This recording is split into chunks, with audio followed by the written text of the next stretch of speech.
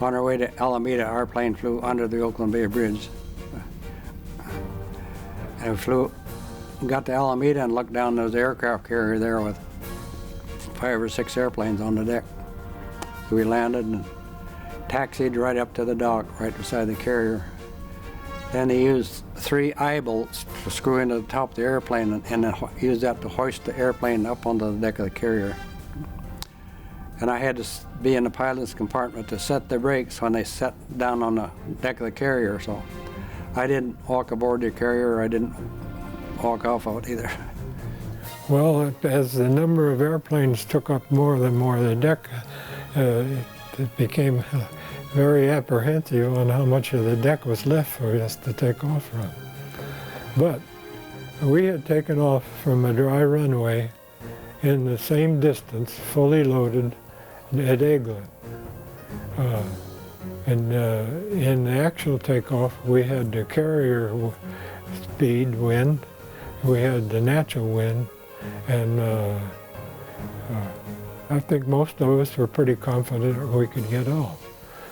As a matter of fact, Colonel Doolittle wrote in his final report that a night takeoff would have been possible. On April 1st, 1942, the men of the Doolittle Raid walked aboard the Hornet. Waiting for them on the ship was the Navy pilot who had trained them on short field takeoff techniques at Eglin Field, Bill Miller. I was proud of those fellas that day, Miller recalled.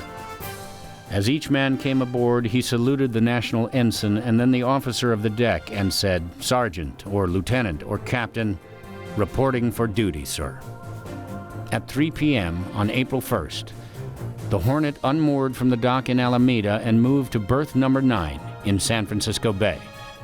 The Doolittle Raiders were getting settled aboard the ship. Well, they treated us pretty well. I was an enlisted man, so we didn't have to sleep in the hammocks. They let us sleep in the bunks. Doolittle called the Raiders together. After a brief lecture on security, he surprised them by letting them go ashore for the evening.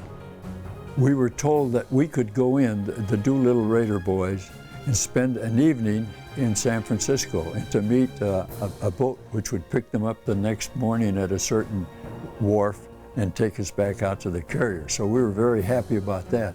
And we later learned that the boss, Jimmy Doolittle, went into town and met with Bull Halsey, who had flown in from Hawaii.